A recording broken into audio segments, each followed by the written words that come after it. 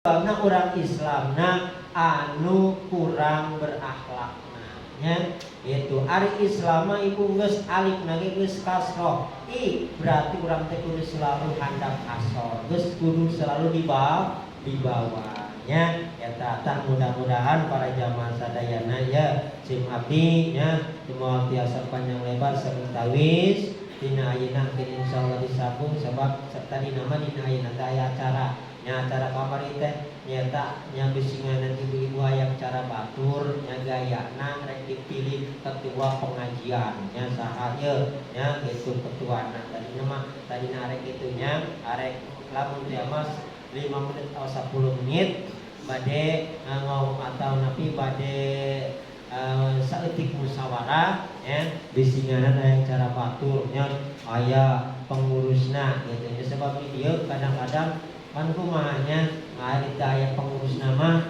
terkadang mudongkap amparkeun sama sorangannya gitu. Kita balikna antara digulungkeun deui. Ya, gitu.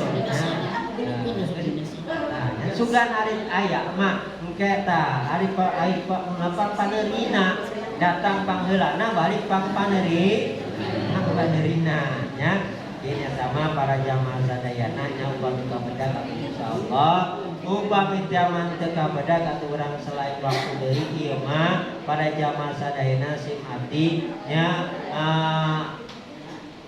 masihan lamun teh mah jalan atan nabi nyodorkeun nya kusim abdi insyaallah nya lamun teh maaf kusorangan berarti insyaallah itu bisinganan bising pajar sorakah cenanya itu ya jadi para jamaah sadayana tah maka sok mungkin dipilih ya ditunjuk para jamaah sadayana bilihna itu nyangan cek abdi kamari nya bocoran seorang ketua teh hijina anu bisa ngomong di hareup ya di dia kieu ngomong nyobrol di tukang ngobrol menikut bisa ada datang harap pasti lembaga agungnya nah kudu bisa kaduana ari jadi kakak tua mah wayana nya rekan-rekan kalituna eta contoh langsung dipake ya nya gitu eta nya rada berat padunya itu kan beratnya ari ayeuna padu pilih wae nya padu pilih di urang mah ke aparat-aparat nage aya kabisana teu aya eta urang ulah sampaikeun ka kitu sok saha bae nu jadi kakak tua cuma kitu nya hiji bisa ngomong nya bisa saeutik mah bisa kaduana ari ketua pengajian mah atuh ulah nya gitu aya ieu masuk ngajar ngaji tara make piunya masyaallah ya para jamaah maka mungkin urang lanjutkeun para jamaah sadayana insyaallah nya eta bocoran tadi abdi ayeuna para jamaah sadayana aya di bade ngisi waktu di bapak dosen nya insyaallah nya mudah-mudahan bermanfaat untuk urang sadayana baik ilmu naon baik oke insyaallah lamun kurang dipahami kurang diamalkeun bakal manfaatnya wae gitu kalau ibu-ibu sadayana nya mohon sabar ya itu mudah-mudahan naon baik anu disampaikeun nya mudah-mudahan urang tiasa memahami sareng urang tiasa memanfaatkeun sim abdi mungkin dicekapkeun sakitu baik mudah-mudahan anu disampaikeun nya saleutik oge aya manfaatna aya berkana pikeun urang sadaya amin ya Allah ya rabbal alamin akhirul kalam billahi taufiq wal hidayah assalamualaikum warahmatullahi wabarakatuh. Waalaikumsalam. Enggak cuma saja.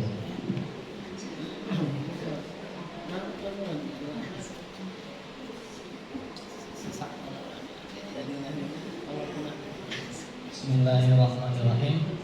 Assalamualaikum warahmatullahi wabarakatuh.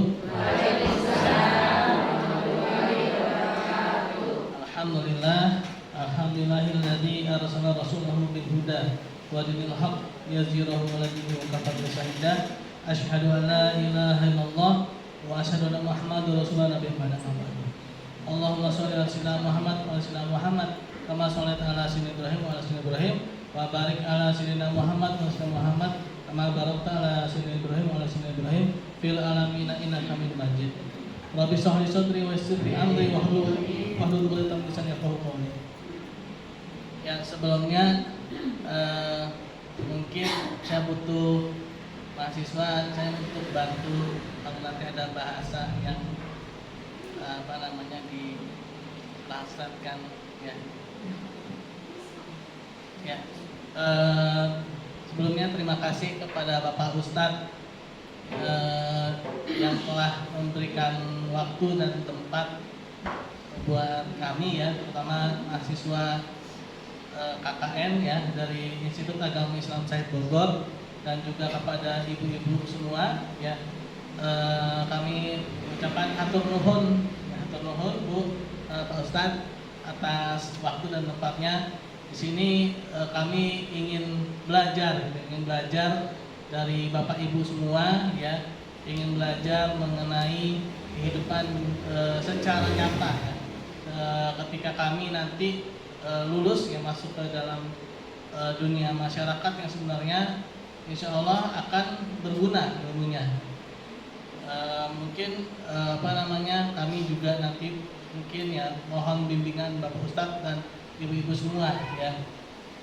Pada kesempatan kali ini kami hanya ingin berbagi ya, sedikit berbagi mengenai yaitu warisan Rasulullah SAW ya, yaitu ilmu ya, ilmu. Kami hanya ingin berbagi, bukan bermaksud untuk menggurui atau mungkin merasa yang paling tahu, bukan. Melainkan kami hanya ingin berbagi, yaitu kami ingin sedikit berbagi mengenai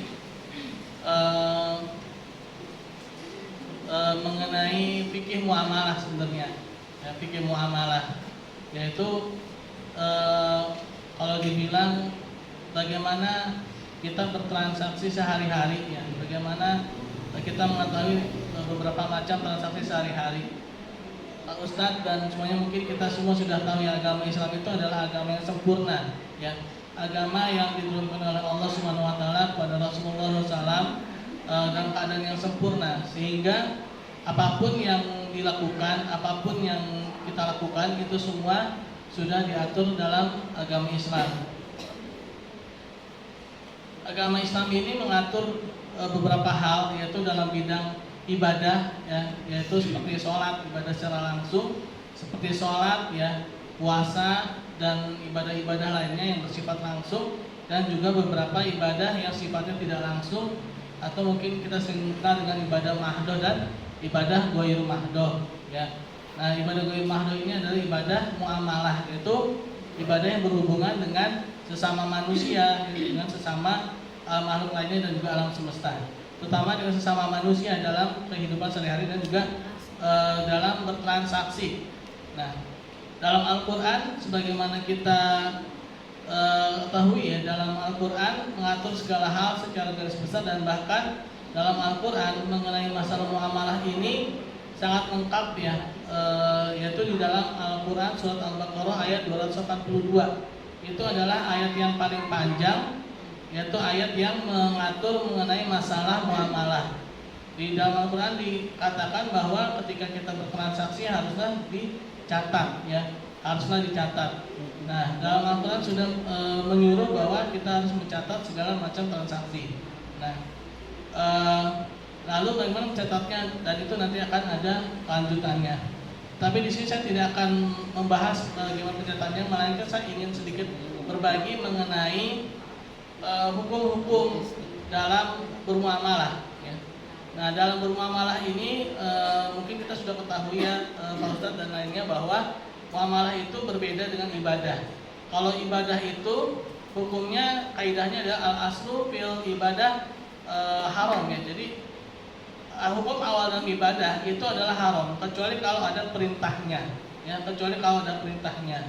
Jadi Bapak Ibu ya, kalau kita sholat ya harus ada dalilnya, harus ada perintahnya ya. Kita tidak boleh seenaknya saja, terutama ketika sholat wajib terutama ya, itu harus sesuai dengan perintahnya. Contoh misalkan ketika sholat subuh perintahnya adalah 2 rakaat. Lalu ketika kita pagi-pagi ketika sedang semangat-semangatnya ingin sholat subuh 4 rakaat. Nah, itu pasti tidak boleh dan tidak sah gitu ya. Tidak boleh atau tidak sah. Oh ya, punten. Ini teh bisa ini kan dibantu. Udah terlalu jauh juga ya. Takutnya ada yang tidak dipahami gitu dari segi bahasa.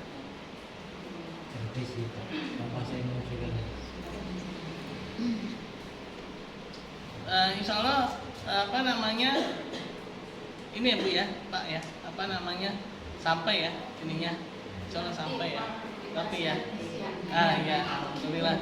Saya khawatir ada miskomunikasi gitu ya.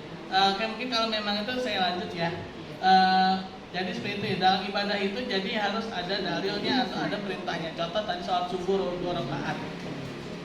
Sholat subuh 2 rakaat itu ada perintahnya. Ya, jadi jangan sampai kita sholat subuh tidak sesuai dengan perintah itu 2 rakaat. Nah, berbeda dengan muamalah ya. Muamalah ini adalah kaidahnya al-aslu fil muamalah ibahah ya. Jadi hukum asal dalam muamalah ini adalah boleh. Nah, kecuali kalau ada dalil yang melarangnya. Nah, dalil yang melarangnya ini harus kita ketahui ya, harus kita ketahui. Nah, jadi dalilnya itu adalah suatu ketika Rasulullah SAW ditanya mengenai kalau tidak salah itu di Madinah ya, di Madinah ada seorang sahabat. Kebetulan penduduk Madinah ini bertani, ya bertani. Kalau penduduk Mekah kan berdagang. Nah, penduduk Madinah ini dia bertani. Nah, ketika itu ada seorang penduduk Madinah sedang kalau kita mungkin menstek tanaman ya, menstek tanaman. Nah, ketika itu ada penduduk Madinah yang menanyakan perihal itu kepada Rasulullah, dan Rasulullah awalnya melarang. Ya, tapi begitu melihat hasilnya, maka Rasulullah memberikan suatu perkataan yaitu antum a'lamu bi umuri dunyakum ya. Kamu itu lebih mengetahui urusan dunia. Maksudnya dalam bidang muamalah ini ya, ini selama itu tidak melanggar hal-hal yang dilarang syariat itu diperbolehkan. Nah, oleh karena itulah mungkin saya akan sedikit berbagi ya mengenai apa saja yang dilarang dalam syariat ya. Mungkin kita sudah sering mengetahui atau mungkin sudah sering tahu ya, akan tapi sini kita akan berusaha kembali mengingatkan kembali bahwa hal-hal tersebut dilarang oleh agama ya. Yaitu yang pertama ya, sebagaimana kita ketahui bahwa ada yang haramnya itu secara zatnya ya. Secara zatnya yaitu dia haram, mau diapapun juga dia tetap haram. Yaitu seperti seperti babi ya, daging babi ya, terus hewan anjing ya yang berkuku tajam ya, yang beracun ya, dan hewan buas ya, itu semua adalah haram ya. Apapun yang kita lakukan ya, mau pakai misalkan kita mau sembelihnya pakai bismillah sekalipun itu tetap haram ya. Mau diapapun juga itu tetap haram. Nah, ini tidak boleh ya, tidak boleh dikonsumsi. Walaupun secara penelitian memang sudah banyak membuktikan bahwa dagingnya itu berbahaya dan juga memiliki kandungan racun yang sangat tinggi ya. Mungkin kalau secara zatnya Bapak Ibu mungkin kita sudah sering tahu ya, tapi ada yang jarang diketahui oleh kita semua, yaitu selain zatnya. Ada 2 ya, selain zatnya itu ada 2 yang harus kita ketahui, yaitu ada namanya prinsip antarodi minkum, yaitu prinsip saling ridho ya, saling meridhoi atau saling suka sama sekali atau saling rela ya. Nah, di sini adalah koridornya, ada koridor barang yang halal tapi dia adanya ketidakridhoan, adanya ketidak saling rela ya kedua belah pihak, sehingga menjadi tidak halal ya, menjadi tidak halal. Yaitu yang pertama adalah tadlis atau penipuan ya, tadlis atau penipuan.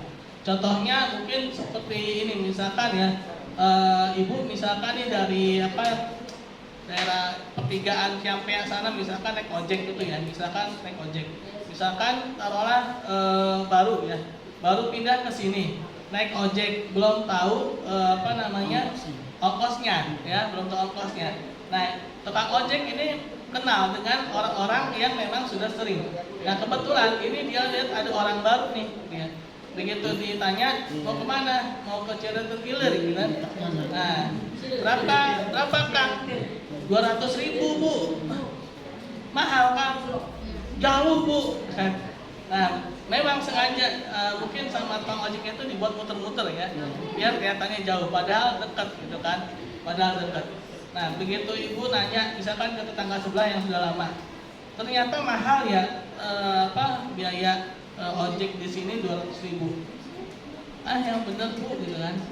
Enggak, kok nggak segitu. Ternyata ya itu namanya tadlis ya. Jadi adanya informasi yang tidak diketahui di salah satu pihak yang dimanfaatkan oleh pihak lain, sehingga adanya harga yang lebih mahal, yaitu namanya tadlis ya.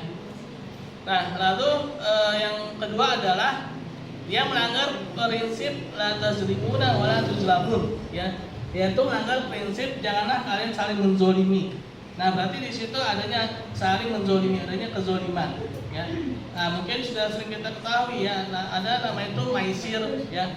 Maisir itu adalah kita sering mengartikan dengan judi ya, sering kita artikan dengan judi, atau ada yang bilang spekulasi, walaupun spekulasi itu tidak tepat ya, tapi kalau judi mungkin itu iya ya, maisir atau perjudian ya. Nah, ini adanya zoliman di dalam sana ya, karena adanya perpindahan uang ya, perpindahan uang atau harta ya, dengan adanya kezoliman. Itu ada orang yang kehilangan dan ada orang yang bertambah tapi tanpa adanya usaha. Lalu adanya goror ya, goror. Nah, goror ini adalah ketidakjelasan dari sisi kuantitas, dari sisi jumlah, dari sisi kualitas, dari sisi tempat, dan dari sisi harga ya, waktu penyerahan. Nah, itu bisa menjadi goror. Nah, contoh misalkan gini, goror itu biasanya kalau di masyarakat kita itu jual beli tanaman ya, tanaman, tapi sebenarnya yang ingin diperjualbelikan bukan tanaman ya, tapi buahnya. Misalkan ada seorang yang menjual satu pot pohon mangga ya. Pohon itu pohon mangga, dilihatlah di pohon mangga itu ada beberapa putik-putik bunga calon yang akan menjadi buah mangga. Nah, kalau dihitung-hitung ya, itu kalau dengan harga sekian, si pembeli merasa untung. Kenapa? Karena kalau dia beli mangganya itu nggak dapat, dia tidak dapat harga sekian, gitu kan?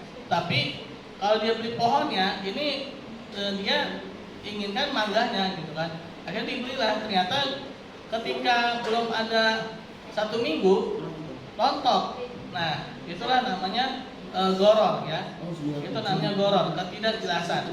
Atau mungkin ya, Bapak Ibu misalkan beli ikan, ya beli ikan, itu kalau ikannya masih di dalam kolam, masih dalam air, itu tidak diperbolehkan. Kenapa? Karena besarnya ikan belum diketahui, ya. Besarnya ikan itu belum diketahui. Nah, lalu juga yang hobi mancing ya, mohon maaf, yang hobi mancing. Nah, hobi mancing itu juga hati-hati ya dengan akadnya, ya dengan perjanjiannya. Perjanjiannya itu dia mau beli ikannya atau hanya sewa tempatnya, ya. Kalau akadnya itu untuk beli ikan, jadi kalau si pemancing itu seharian dia nggak dapet ikan, dia wajib dikasih ikan, ya. Tapi kalau di akad itu sewa tempat hanya untuk hobi saja, walaupun pada hari itu dia dapat ikan terus, ikannya harus dikembalikan. Ya, jadi akadnya harus jelas. Nah, jadi di situ tidak ada ketidakjelasan, harus jelas. Nah, begitulah agama Islam ya, menuntut segala macam itu selalu jelas. Nah, itu goror dari sisi waktu ya, sisi tempat ya, akadnya ya. Maisir, goror, nah lalu riba. Nah, riba ini mungkin kita sering dengar ya, atau sering ketahui ya. Ada yang bilang riba itu rayuan iblis berujung azab.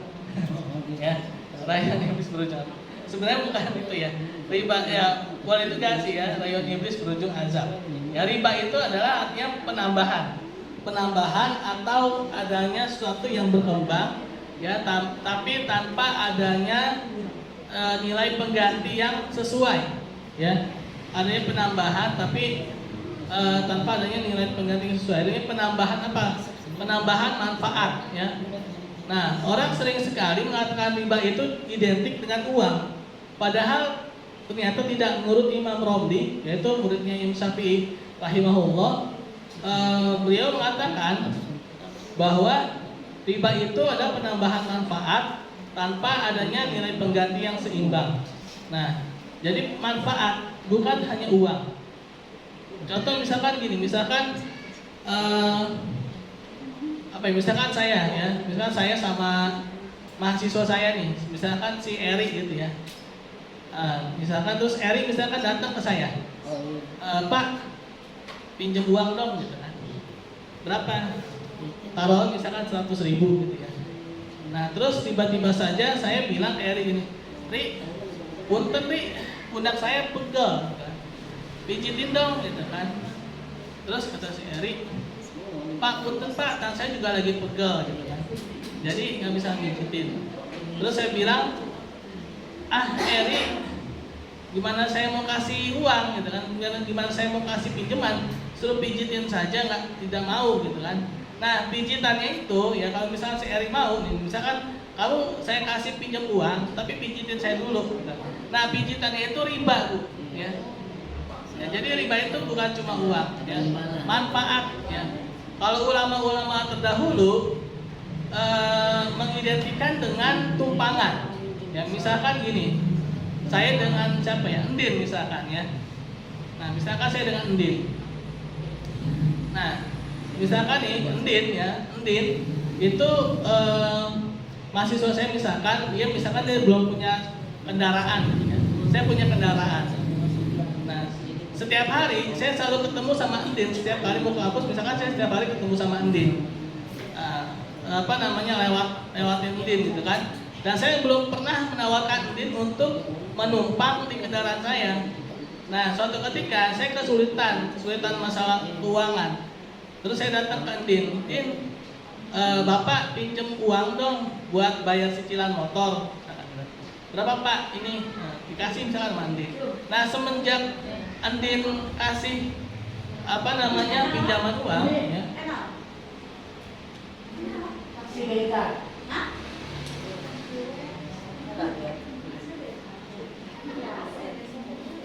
Oke, saya lanjut ya. Nah semenjak Endin itu memberikan saya pinjaman uang, akhirnya setiap saya ketemu Endin, saya selalu menawarkan, Din, ayo bareng Bapak gitu kan. Nah tumpangannya itu adalah riba ya. Tumpangannya itu adalah riba. Jadi riba itu bukan hanya misalkan pinjam 1 juta dibayar 1.100.000. Kalau itu memang udah jelas riba ya. Itu sudah jelas riba. Tapi ternyata riba itu bukan sekedar uang, tapi manfaat pun itu juga riba ya. Nah itu riba. Maisir, goror, riba. Lalu ada lagi namanya najas ya. Najas itu transaksi yang dia melakukan penipuan dari sisi permintaannya ya. Permintaan. Mungkin Bapak Ibu pernah jalan-jalan ke pasar malam ya. Ke pasar malam. Nah ini hati-hati Pak Bu ya. Terkadang itu pedagang, mereka suka bawa teman-temannya ya, agar terlihat barang dagangannya itu banyak yang membeli, padahal itu temannya semua. Nah itu namanya najas ya. Nah itu namanya najas. Jadi ketika kita melihat kan, kita manusia ini makhluk sosial ya. Makhluk sosial itu tertarik dengan yang namanya istilah sosial juga. Itu ada kerumunan pasti kita senang, ada apa nih gitu. Walaupun yang dilihat cuma sebuah batu gitu kan. Nah tapi ketika kita berjalan-jalan di pasar malam ya, ketika ada pedagang suka membawa temannya sendiri seolah-olah biar banyak pembelinya, padahal itu temannya semua, sehingga kita tertarik untuk membeli barang itu, padahal awalnya kita tidak mau beli gitu kan. Nah itu namanya najas. Nah lalu ada lagi namanya ihtikar. Ihtikar ini dia tuh jual beli ya, Dia melakukan penipuan dari sisi penawaran. Nah, itikat ini sering disebut dengan penimbunan. Itu penjual yang sengaja menimbun barang untuk mengharapkan nanti barangnya menjadi mahal, naik. Nah, beda penimbunan yang dilakukan oleh pemerintah dengan tujuan untuk menjaga harga barang, ya, jadi berbeda. Memang dalam agama Islam ini dia juga sangat memperhitungkan faktor niat. Nah, hadis kan innamal a'malu binniyat, ya. Bahwa sebuah amal itu, maksudnya amal soleh itu tergantung pada niatnya, ya. Nah, ini jangan salah juga, ya. Innamal a'malu binniyat itu adalah amal yang memang jelas-jelas halal, amal yang memang jelas-jelas amal baik, ya. Bukan amal buruk kalau niatnya baik menjadi baik, bukan. Karena sering banget tuh di di istilahnya tuh dipelesetkan gitu ya. Kalau misalkan kita main judi niatnya naik haji, boleh dong Pak, karena kan innamal a'malu binniyat, salah, ya. Kan innamal a'malu binniyat itu alif lam mim maksudnya adalah amal-amal tertentu, yaitu amal soleh, ya, bukan amal-amal salah, ya. Nah, jadi ya amal soleh niatnya juga soleh, ya. Bukan amal yang salah diniatkan soleh, bukan, ya. Jadi amal soleh untuk niat soleh, ya. Nah, lalu itu iktikar, ya. Ada lagi namanya talaqi rukban. Nah, talaqi rukban ini sekarang kita sering, ya, yaitu jual beli online. Nah, ini hati-hati, ya. Walaupun tidak semua, ya, tidak semua menjual online, ya, itu melakukan talaqi rukban. Talaqi rukban itu dia menutup cacat, ya. Dia menutup cacat pada barang yang dijualnya. Ketika dikasih gambarnya bagus. Begitu dibeli ternyata tidak sebagus yang digambar, ya. Nah, ternyata dia ibaratnya seperti lukisan surrealis, ya. Yaitu bayangannya lebih bagus daripada aslinya, ya. Nah, jadi itu talaqi rukban. Ketika membeli barangnya tuh terlihat sangat bagus, ya, di display online-nya tuh di handphone kita. Begitu dipesan, begitu barang sampai ternyata barangnya tidak bagus, ya. Lalu ada lagi namanya bai al-inah, ya, bai al-inah, yaitu jual beli, padahal dia bukan jual beli, tapi dia adalah pembuka pintu riba. Contohnya gini, saya dengan siapa ya, Endin lagi deh. Kebetulan yang laki-laki kan cuma Endin sama Eri, ya. Nah, saya dengan Endin. Misalkan nih, Endin butuh uang 1 juta, ya. Saya punya uang 1 juta, tapi saya tidak ingin meminjamkan uang tersebut ke Endin, kan? Karena saya merasa saya rugi kalau misalkan meminjamkan uang ke Endin. Nah, Endin punya HP, ya, dan dia butuh uang. Nah, Endin datang ke saya, Pak, saya pinjam uang dong. Butuh uang berapa, Endin? Misalkan 1 juta, gitu ya, 1 juta. Tapi Endin, kalau saya ngasih kamu uang kan saya nggak bisa dapat apa-apa, saya dapat riba, gitu. Kalau misalkan saya menuntut untuk ada lebihnya, gitu kan tidak boleh, gitu kan. Ya udah Pak, gini deh, begini Pak, saya punya handphone, ya. Handphone saya kasih Bapak nih. Nah, handphone saya kasih Bapak. Nah, terus Bapak kasih saya uang. Nah, handphone tadi Bapak jual lagi ke saya dengan harga 1.200.000. Nah, handphone itu saya bayar dengan cicil sama 1 tahun, yaitu sama 12 bulan. Nah, jadi di situ terlihat seperti ada jual beli, kan, jual beli handphone. Padahal itu adalah sebenarnya si Endin minjem uang 1 juta, dia balikin di 1.200.000. Nah, itu namanya bai al-inah, ya. Bai al-inah itu tidak boleh juga, ya.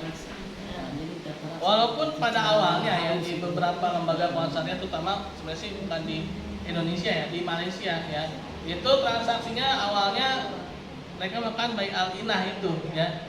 Nah, lalu ada lagi namanya tawaruk. Nah, kalau tawaruk itu dia sebenarnya seperti bai al-inah, tapi dia pihaknya lebih dari 2 pihak. Bisa 3, bisa 4, bisa 5, itu namanya tawaruk. Intinya sama. Itu ada perputaran jual beli, sebenarnya bukan jual beli, tapi dia ada utang piutang yang akhirnya berujung pada ada kelebihan pengembalian, ya, kelebihan pengembalian. Nah, itu beberapa transaksi yang haram, ya, dari segi bukan zatnya. Lalu ada lagi transaksi yang haram tapi karena transaksinya rusak atau transaksinya itu fasid, ya. Transaksinya itu fasid. Nah, transaksinya rusak itu mungkin Pak Ustadz dan semuanya juga kita sudah tahu, ya, itu salah satunya ada transaksinya anak kecil, ya. Imam Syafi'i rahimahullah itu melarang transaksi anak-anak yang masih di bawah umur, ya, karena mereka tidak mengerti, ya, mereka belum paham, ya. Mereka belum paham dan juga mereka belum mengetahui kebutuhan, ya, kebutuhan yang harus dipenuhi itu apa dulu, kan? Kalau anak-anak pun kalau kita tanya, "Dek, mau apa, Dek?" Pasti dia maunya mainan. Walaupun dia mungkin tidak akan bisa makan mainan, gitu kan. Apabila dia perutnya lapar, apakah dia makan mainan, gitu kan? Pasti dia tetap makan nasi, ya kan? Ayam, ya kan? Dan yang lainnya. Tapi ketika ditanya maunya pasti mainan, gitu kan? Nah, itu mungkin salah satu alasannya karena memang anak-anak itu belum tahu kebutuhan yang prioritas atau yang lebih didahulukan, gitu kan? Oleh karena itu mungkin Imam Syafi'i rahimahullah itu melarang transaksi anak-anak karena anak-anak itu belum tahu kebutuhan yang memang harus didahulukan. Nah, lalu yang kedua adalah transaksi orang dalam gangguan jiwa, ya. Nah, ini juga dilarang, transaksinya tidak sah karena pada saat itu mereka tidak punya akal, ya. Lalu transaksi orang yang tidak berpengetahuan atau istilahnya dia belum cakap, ya. Cakap itu maksudnya dia tidak mengetahui kondisi sekeliling, ya. Dia belum tahu kondisi sekeliling. Nah, itu juga dia tidak sah, ya, transaksinya. Lalu ada lagi transaksi namanya itu two in one, ya. Two in one, yaitu adanya dua kondisi yang diperlakukan pada satu barang. Misalkan ya, misalkan di Nice gitu, ya. Ada warteg gitu kan. Saya nyuruh mahasiswa saya, "Tolong beli nasi dong," gitu kan. Di nasi nih uangnya, bilang yang beli Pak Hasbi. Yang beli Pak Hasbi. Maksudnya itu biar dikasih murah, biar dikasih banyak. Padahal kalau orang biasa, ya, yang beli di sana biasa itu mungkin ya sekian gitu, ya. Tapi maksudnya itu bilang yang beli itu Pak Hasbi. Maksud itu minta dilebihin gitu kan. Nah, itu tidak boleh, ya. Itu namanya tuh-in-one. Nah, itu namanya tuh-in-one. Jadi tidak boleh memperlakukan dua kondisi. Itu bisa kondisi atau bahkan harga, ya. Tidak boleh perbedaan, ya, dua kondisi pada satu harga. Nah, itu adalah beberapa, ya, Bapak Ibu, transaksi-transaksi yang secara agama itu tidak diperbolehkan. Nah, ini sebenarnya yang saya sampaikan ini adalah ringkasan, ya, dari beberapa buku. Saya minum dulu, Pak.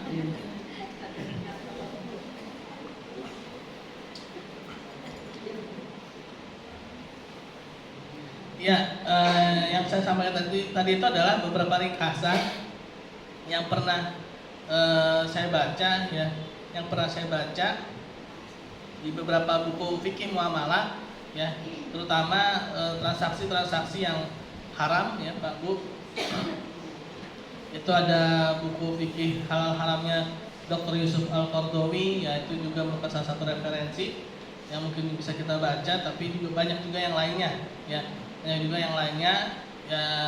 Insya Allah, ya, Pak Bu, ya, semoga apa yang kita lakukan ini kita kan hanya berusaha, ya, menjauhi hal-hal yang haram, ya. Walaupun Sayyidina Umar bin Khattab radhiyallahu anhu, ya, pernah mengatakan bahwa nanti di akhir zaman, ya, semua manusia itu akan terkena riba, ya, walaupun hanya debu-debunya saja.